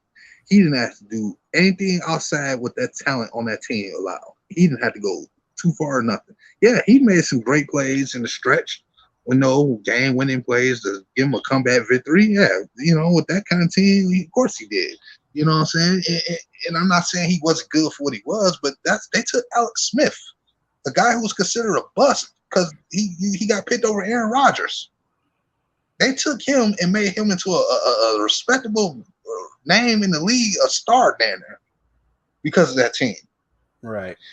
And because Andy Reid know how to coach. Mahomes was drafted into a team that was ready to go. Deshaun Watson was drafted to a team that had talent on it. They had J.J. Watt. They had, what's his name over there for Arizona now along with him? DeAndre Hopkins, a running threat. He was drafted in that situation. Matthew Stafford was drafted in a situation that was just, what the hell? It wasn't even at a point of rebuild. This didn't even win a game. Right. And that's what I'm saying. He was drafted into that. It's mighty funny. People used to tell me we get rid of Stafford, we're going to start winning. Now we got rid of him. And we took Jared Goff. People are trying to make excuses. Yeah, I said get rid of him, not for Jared Goff. I said, well, you said anybody else could do it. And this is the thing. they're winning in spite of Matthew Stafford. Yeah, he helps them win. I'm not going to take that away because there's certain things he's doing with that offense that Jared Goff just couldn't. But when he gets into trouble, you got Jalen Ramsey picking people off. You got Aaron Donald just consistent pressure in seconds. You know, it's not laid on Stafford to have to come down the ball 2 minutes of the game every time. They can play a complete game no matter how many points to score, how many deep balls are not thrown. They have a quarterback that's good enough, not necessarily because he can throw the ball deep, but because he's smart. They go enough through his progressions and make plays that any decent quarterback should make. It's not the quarterback that's changing the game. You have to draft a quarterback into a team in a good situation already. You can't go get the quarterback thinking he's going to do it. There is no white knight horse that's going to do it. No good quarterback that we all been oozing over was drafted into a bad situation. They just weren't. Not Justin Herbert. You can say what you want about the record. He was sitting there on the bench at first. Then he got put in the game and showed how good he was. So he at least got to sit and watch the game for a few weeks before he got played. And you saw his potential. Now look at them. Now look at them this year. It's not all because of Justin Herbert. It's the team. Look at the running game. Look at the defense, the way they're playing, the offensive line. Let's take a look at Jalen Hurts. That team is not, to me, as good as the Chargers, but he was drafted, sat behind another quarterback. There's some talent on that Eagles team. They're a better team talent-wise than we are. And with a coach that we were told that wasn't even that good. And now look at Hurts. People really think it's all Jalen Hurts? No. He has a good team that he gets to play and show what he's about. We don't do that. You can't trust this team. Even if this Malik Willis or this Desmond Riddler guy are good, what's it going to mean that we get them if we're not going to do right? They have things they have to prove to us first. If that means we got to wait till 2023 to get a quarterback, that's what it means. Prove us first that y'all are the right regime. Do what the last team did with Jared Goff. Win a couple of games. Showed us that y'all can draft some competent defensive players and put some pieces around this team that help prep to draft a quarterback to develop behind him.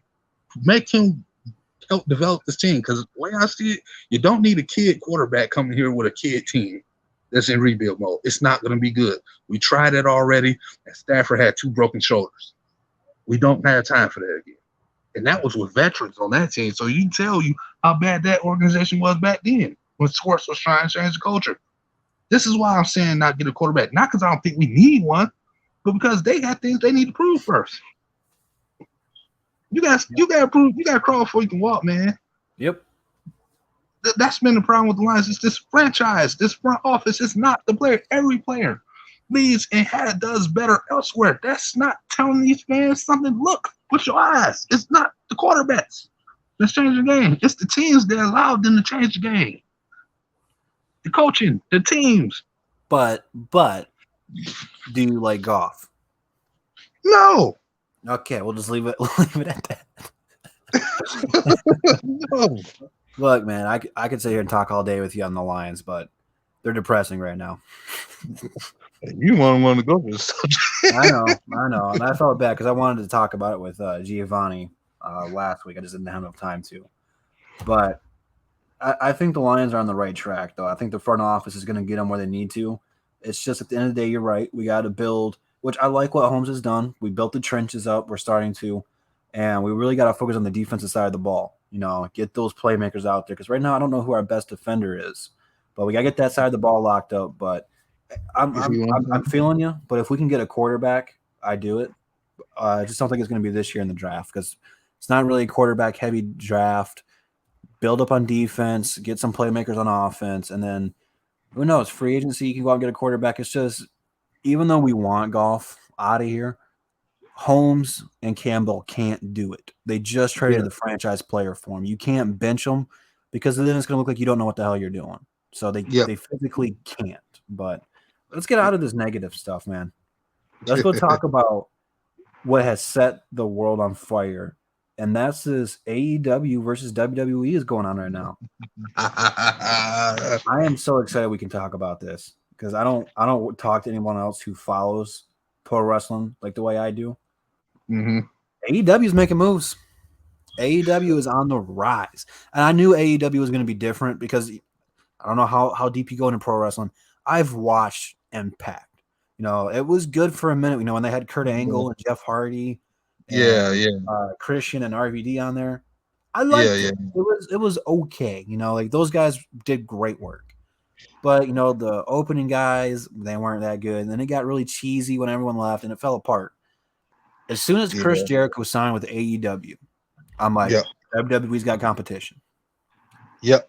And I knew it was going to be that way because Chris Jericho's that guy. He's one of the all-time greats. Can work with anybody. You can cut a promo. He can be a good guy. He can be a bad guy. Yep. So because of Chris Jericho, we got introduced to a lot of guys we weren't familiar with. One of them being Adam Page. I really like him. He's got a pretty cool moveset.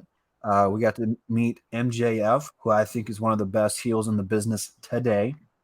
He's very entertaining. But then we get to see familiar faces like Cody Rhodes and John Moxley. We get to see a lot of these former WWE guys come in, change their name, and see who they really are. And because of that, we have gotten to see people like Mark Henry, Taz, The Big Show, Christian. They've all come over.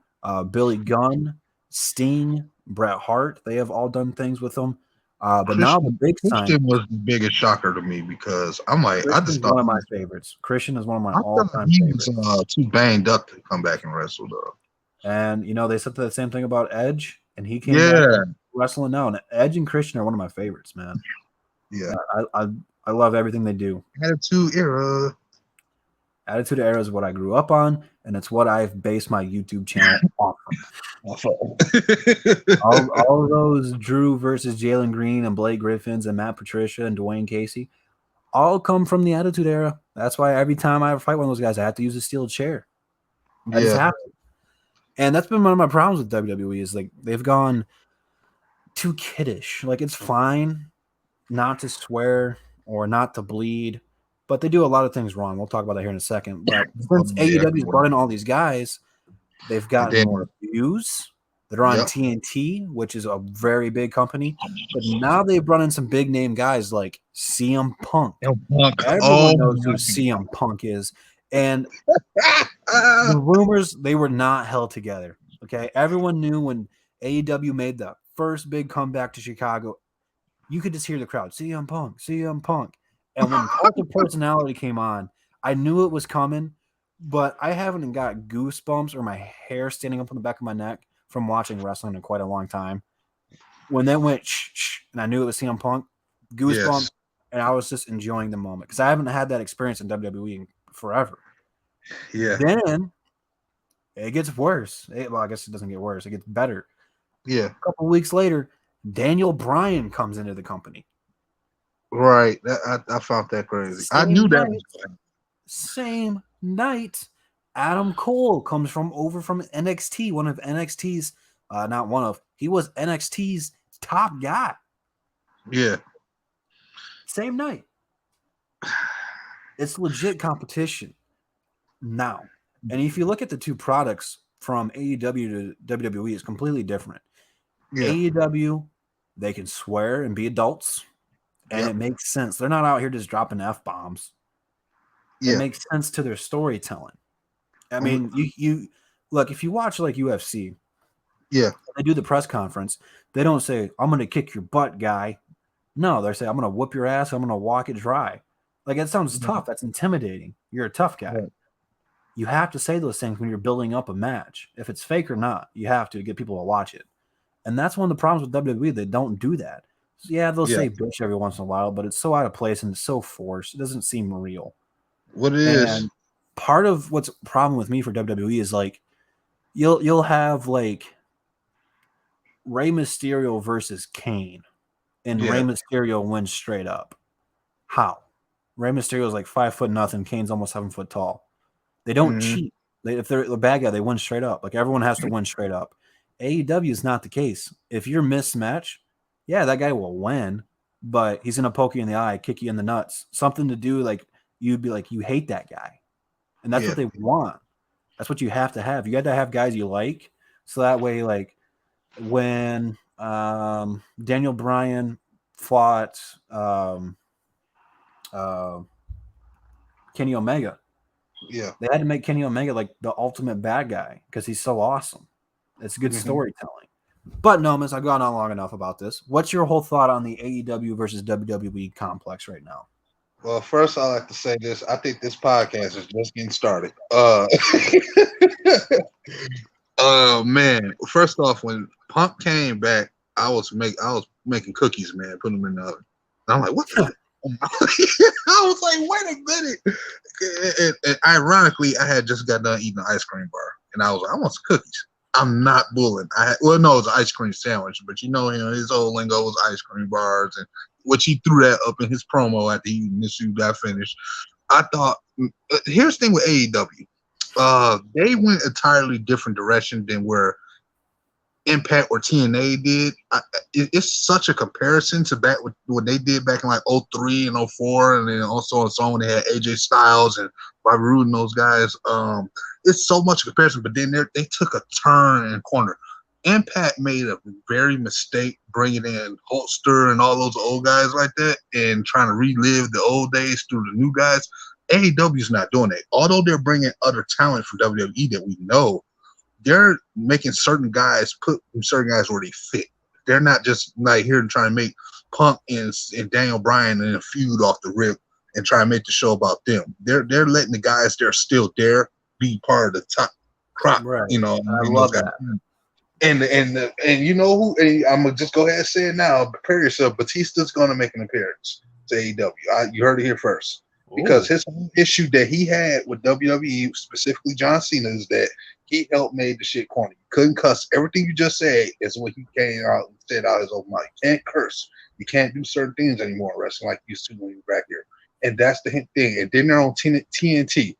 Two places I think a wrestling company wants to be at is TNT and Spike TV. Because Spike TV was TNA's big whopping ground for a minute. Then they lost the contract because they weren't paying their bills. For those who may not remember. But TNT, you got TNT, a wrestling company.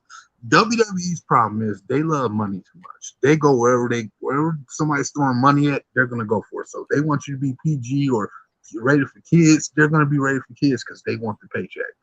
That's their problem. They want to make all the money, but they don't care about the product enough what they're doing. Shied away from it, and now to me they're only making certain moves to because people are criticizing AEW like, well, their problem is they're adding too many people in, they're not fleshing out their stories enough. And I'm like, dude, we just want to see people trash talk each other, get jumped, talk for a few minutes, and then get their bucket. I don't need a whole light story that's been progressed for 20 years just for you to take a 5-minute break from it and then go back to it. And wear me out the same storyline. We want to see some action. We want to see some fast-paced action. We want to see some cussing. We want to see some real battles going on. We want stuff that we used to have on at least a small reminder. And that's what AEW has brought us back. With WWE, they're showing us that they recognize the problem. And I hate to say it, but as much as I love it, Big E being the champion, because, you know, they're only allowing the black guys to be champion again because they know that's what a lot of us wanted to see for a long time. But now you're only doing it because you know these guys have worked their butts off, and now you got some legit competition out there. So you're trying to now show us that you can be diverse with the head championship and let Roman Reigns, who you made to face the other company, and now Big E Langston, shout out to him, and Kofi Kingston a couple years ago. Shout out to him as well for it. But I feel like those guys are being wasted. And if I'm them, it's up to them to make that decision. But if I were them in that same position, I'd be like, man, screw this.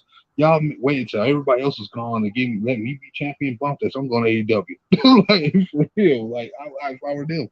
The WWE has to understand what made the money in the first place. They went away from it. It made, with the Attitude Era, is really where you guys made your money. Because everybody wanted to come home Thursday night, Friday night, and watch wrestling. When you were in elementary school, when I was in elementary school, I couldn't do nothing but think about wrestling. Stone Cold Steve Austin fighting Booker T in the grocery store. You know, with AEW, you get that kind of feel. Like, you got John Moxley gives you all of a sudden that Stone Cold feel. Just the way it almost feels like they're trying to make him into that. But his character just seems so different than when he was in WWE. Like, he still gets to be kind of that goofball, but he gets to be serious at the same time. Like, and Daniel Bryan, he just feels so different when I watch him. CM Punk, is made to be this crazy good guy, and I'm tracking him when he's going to make that heel turn, which I see coming very soon. I can't wait for it. Yeah, but seeing him now wrestle with these low card guys, and the matches he's putting up with, and the whole thing with Taz, and having JR back doing commentary. Oh my God, Love it.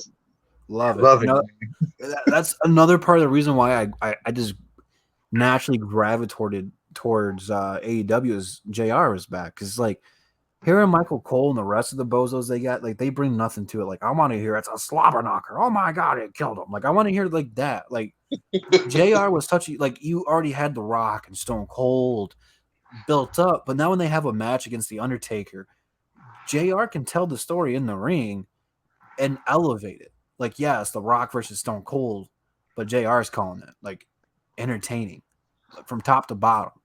But I think WWE just messed up, man. Yeah, I've been following it vaguely. I don't watch it on live TV, but I watch them on YouTube, and I like what they've been doing with some of the main events. Like what they've been doing on SmackDown for the most part has been very entertaining with Roman Reigns. I've really liked what they've done with him, and now that Brock's back, cannot wait to see where that's going. Yeah, but they just took all the big names they had on SmackDown and put them to Raw.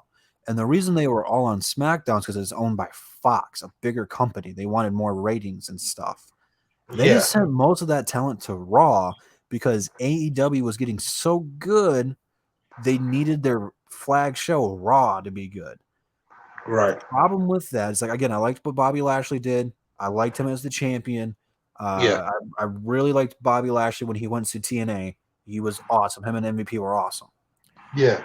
MVP is so I like the deal with Big E winning the Money in the Bank and cashing in on Bobby when he was hurt. I liked it, right? Cool. Yeah.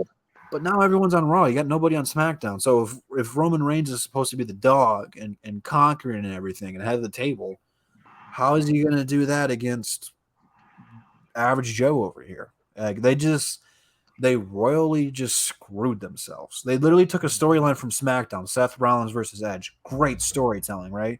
Right. Put it on Raw because Raw was so down the pooper. They always do that.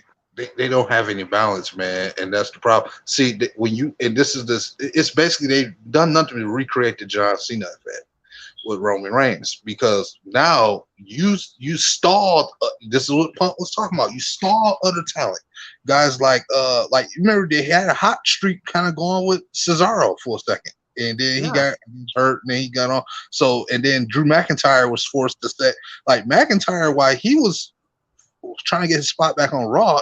That would have been the perfect time for him to go back to SmackDown to go with Roman Reigns when he lost his championship. That's why I think they messed up with Drew. You brought him to go with Big E. You should have had him over there challenging guys like Roman, since he had already been champion and won WrestleMania recently against Brock. And then you should have had the demon. I think I'm forgetting his name. Finn Balor. Yeah, he should be going at it with Big E to me, because to me they're newer guys coming into WWE and they need a refreshing on Raw. So the big names that we've been seeing for the last years, Seth Rollins, Edge, Big E, Brock Lesnar, if they were going to be on Fox, then you should have been sending the Finn Balor and a couple of guys that were, trying to find their place again on Raw to compete with the WWE Championship and whatever else is there on Raw to kind of keep things balanced and refreshed. Because essentially you had to turn Raw into SmackDown when Raw used to get all the ratings. Mm-hmm. And that's what they should have done, but they didn't do that. No, they tried this thing with, like I said, with Big E with the whole Money in the Bank scenario. But to me, they stole the Bobby Lashley storyline with Drew McIntyre. They copied that from 2016 with TNA. Yep. When they did it over there, they copied it. And to me, Impact did it a little bit better. Even though to me, Impact did the story better. But I think the outcome on Raw was better because Drew was a lot better than he was a few years ago when he was on Impact, because he got bigger and all that stuff and more fleshed out in the way they done with his character. But Drew, when he was like the good guy over there on Impact, Bobby Lashley, he was really the one had to really help step up and take the story. But to me, the story was a lot better to me over there in Impact, because it's a lot more fast paced. You get to say a lot more and do a lot more in Impact. And I felt like Bobby Lashley did have his best showing in Impact. So with MVP being more functional too, and he's like underrated on the mic. And then you had Eric Young, who was wasted after a while, and then he got wasted in WWE. Like, they wasted so much I time. don't understand when they broke up the Hurt Business with Shelton Benjamin. Like that was awesome, and then I think they're bringing it back.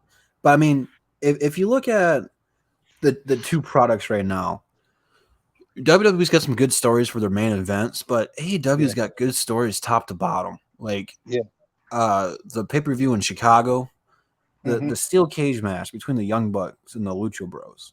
Every time I watch those two teams fight each other, I'm like, well, that's the greatest tag team match I've ever seen. No, that one was. Like, they put on such great matches over there. It's crazy. And a lot of it's a lot of high spots, but they make sense. Like, they're not just doing them to do them. They can do them to do them, but, like, you don't know what move's going to end the match. Like, it keeps you invested, which, I mean, it could be a bad thing because if you do it too much, like, what are you going to do next time? Like, what else do you got? So, I mean, it's entertaining though. Like I have so much fun watching AEW, rather if it's on a Wednesday night, a Friday night, or a pay-per-view. Like I just have a fun time watching it. Whereas WWE, I watch and I'm like, what the hell are they doing? This is so boring. It doesn't make any sense. Like now they got this thing called Queen of the Ring now, and this women's. It's fine though. Like you're going through this women's revolution where they were divas and they used to have bra and panty matches, which is awesome. I miss them. But now they can actually wrestle. Like they've taken it differently, which is fine. But like Queen of the Ring, like don't make it seem like it's an off-brand thing. Like reinvent something new. Exactly, and this goes back to what Punk was saying. He said he don't understand in a podcast recently, a couple years ago. He's like, why do we have to have this thing called a women's revolution? Why aren't they just wrestlers like the rest of us and just have them do matches? What's this need to make this gimmick up for them? And if they're good at wrestling, you give them a shot. Like that's what simple and plain. And to me, without Roman Reigns, the women's revolution thing is what's really carrying the shows now. The women. Not that I have a problem with it, but it's just like y'all haven't gotten this low. But now it is a problem, though. No, is because now you got Becky Lynch, who just missed 2 years of wrestling, come back and beat Belair. Is that Bianca Belair. They just made her, like, she literally just won the title not that long ago, and they established her as a top face of the women's division. Becky beat her in like 2 seconds. Like, what kind of that's the shit that pisses me off, because you get all these guys who work so hard, and then Goldberg comes back and he fights for the title and wins it in 30 seconds or less. It's like, that's not what we want to see. Yeah, we want to see Goldberg come back in the ring, but he doesn't need to fight for the title for like that. Like, that's disrespectful. The thing that I don't like about WWE now is the title match will open the show sometimes. I don't know. Like, that's supposed to be your main event. Like, what are you guys doing over there, man? Yeah, again, I'm gonna keep on saying it. Punk said all this shit when he left. He's like, why am I being pushed back for somebody who hasn't wrestled in 20 years to come over here, and then I'm supposed to lose to him, and then he's going to give me a push off or something? What is this? It's funny. It's dumb. But no, I don't want to do this. We'll have to get you back on, but I have to get the baby ready for bed. Oh man, we were just getting into it, man. We will have round 2. We will talk about this more in time. Let's have to find a date where I have nothing going on. Oh yeah, for sure, man. We could make a 5-hour podcast easy, dude. Yeah. This was good, man. I'm so glad I did this. Just allowed me to clear my mind, man, with Pops and stuff going on with him. It's good to get this relief, man. Yeah. You know, you need it. I need it. A lot of crazy things going on in my life too. But I hope everything works out for your Pops, man. I really do.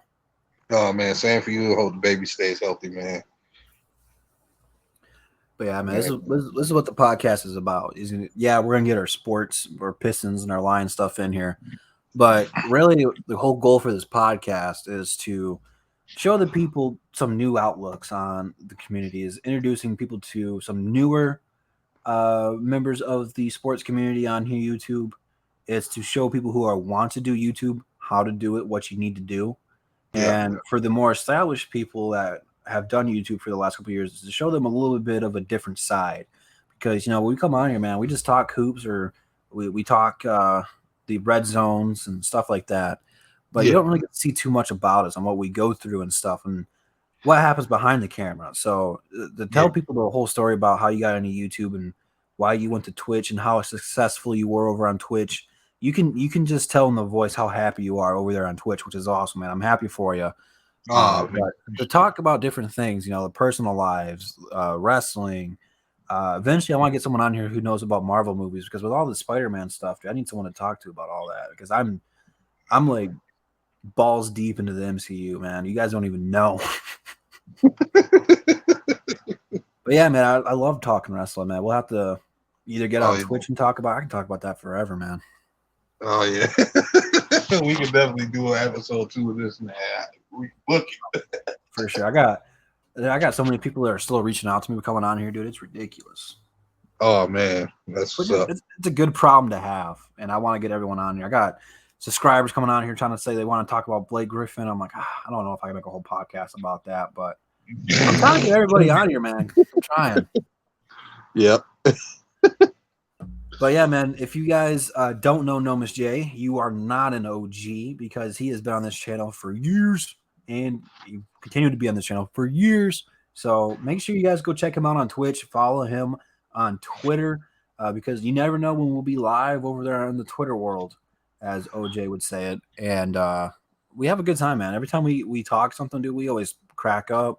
We can go from having super serious conversations to the next conversation. We can't stop laughing, and you can't make that stuff up. You can't force it. It's all natural, man. It's awesome. You're one of my favorite people I've come across on YouTube. Oh man, come on. I'm making you blush. Oh man, so you, man. I swear, I tell people all the time, man. Like I said on Twitch, I said my buddy Drew and my guy Jam. I always mention y'all names. That's no cap. You know what I'm saying? But this is like, I take a part of y'all with me over there, man. So I appreciate that. we gotta find a Pistons game everyone to go to meet up and do a video there. And man, like yesterday. Like yesterday, dude. We've always talked about it, but this is the year it's gonna happen, man. Yeah. You got anything else you want to plug before we end this thing? Hey man, like I said, shout out to you, man, for having me on here. I can't wait to do this again. This is Troy Drew's podcast. This your boy NoMissJay. Y'all can follow me on YouTube as NoMissJay or NoMJX on Twitch. Or on Instagram, you can follow me also on NoMJ10 as well. So any updates for possible things. Should be episode 3 or 4 of In Space with NoMissJay may come out tomorrow sometime. I'm thinking of interesting. Episode 3 of that. Episode 3 of the Drew 313 podcast. Coinky dink, I think not. Alrighty. It's like the stars aligned perfectly for this. Yes, sir.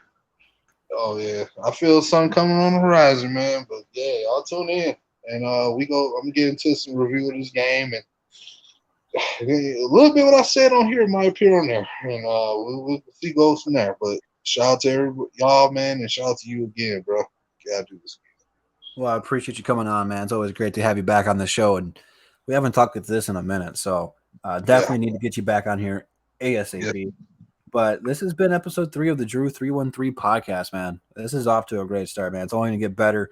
If you're watching on Spotify, thank you. If you're watching on YouTube, like the video and check out the description for the Drew 313 t-shirts if you like the podcast or if you just like the saying, because Drew 313 was a thing before the podcast. But get those shirts, man. I see a couple of you guys have bought them. And if you guys do buy them, send me the picture of you guys wearing them. I want to post them on YouTube, or if enough of you guys do it, I could make a video out of it. So any of those purchases will be very, very thankful for. That being said, make sure you guys do check out NoMissJay.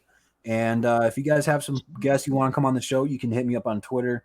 And if you want to come on, hit me up there as well. But if there's a certain guest you want, let me know. And I will try to get them on here as fast as I tried getting Kate on here, but no go on that one. I got ghosted. No one even seen the message. So I'm trying, man. It's hard out here for a pimp. But like the video, subscribe if you're new. And we'll catch you in the next one. And that's the bottom line. Why? Because Double D said so. Have a good night, guys. Peace.